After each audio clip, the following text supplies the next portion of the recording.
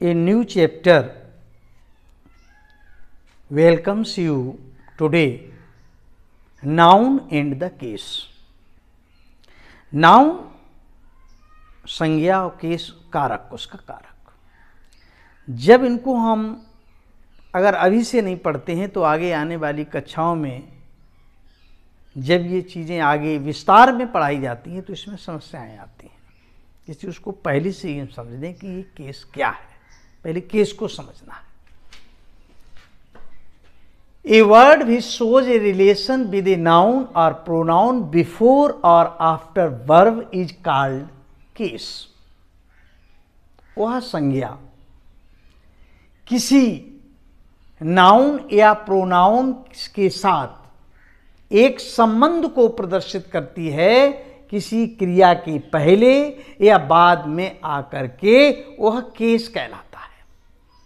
क्रिया से पहले भी आ सकता है, क्रिया के बाद में भी आ सकता है, और वह कारक कहलाता है।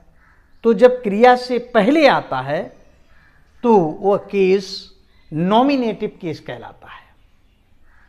नॉमिनेटिव केस का मतलब होता है कर्ता कारक।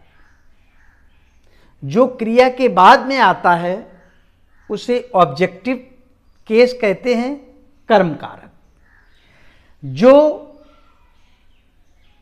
उसके बाद में अपना किसी नाउन या प्रोनाउन के साथ संबंध या अधिकार को प्रदर्शित करता है उसे कहते हैं possessive case.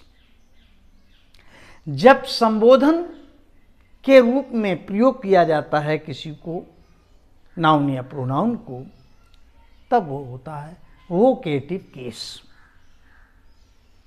Definition in English, nominative case means nominative case has a relation with a verb or with a noun or pronoun before verb. क्रिया से पहले आकर के अपने संबंध को स्थापित करने का जो कार्य करता है वो नॉमिनेटिव केस कहलाता है। जैसे पहला वाक्य, गौरव रोट दिस एसे, अर्थात गौरव ने इस निबंध को लिखा। लिखने का कार्य गौरव कर रहा है, जो वर्ब का प्रभाव क्रिया के रूप में पड़ रहा है गौरव पर है, इसलिए नॉमिनेटिव केस है, कर्ता कारक है।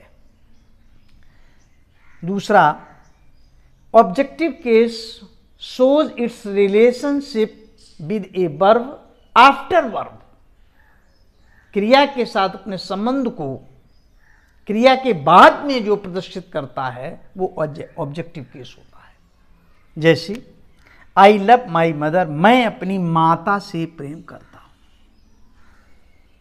प्रेम करने का प्रभाव माता पर पड़ रहा है, माई मदर, ये ऑब्जेक्टिव केस है। अब पजेसिव केस, पजेस मीन्स होता है अधिकार।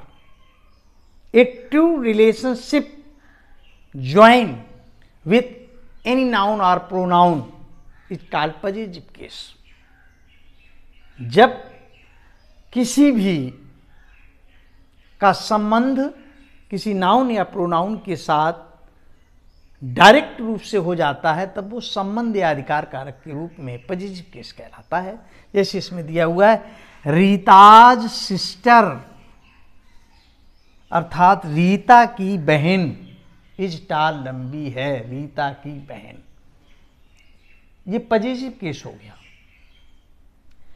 नेक्स्ट आया है वोकेटिव केस, संबोधन कारक। इसमें संबोधन किया जाता है, किसी को अलग से एक्स्ट्रा, पूरा सेंटेंस होने के बाद भी किसी को संबोधन करना पड़ता है, तब वोकेटिव केस कहलाता है। जैसे do not go there Ravi, वहां मत जाओ रवि। वाक्य को कहने के बाद रवि को स्पेशल रूप से संबोधित किया है, इसलिए ये वोकेटिव केस है। इनका जो आगे का सिस्टम है वो जो एक विस्तार के रूप में आपको आगे पढ़ाया जाएगा, लेकिन इनके प्रयोग के लिए ये जो एक्सरसाइज दी गई है वो आपको करनी है। Select and right answer in your notebook from the underline portion of the sentence. जो सेंटेंस है उसके अंडरलाइन पोर्शन में आपको समझना है कि ये नॉमिनेटिव केस है तो उसको नॉमिनेटिव केस में लिखिए, ऑब्जेक्टिव केस है तो ऑब्जेक्टिव केस में लिखिए, पजेसिव केस में है तो पजेसिव केस में लिखिए, और ये संबंध कारक में है वोकेटिव केस में है तो उसमें लिखिए। इनको करिए और इसके बाद आगे का जो सिस्टम है वो आगे आपको समझाया जाएगा।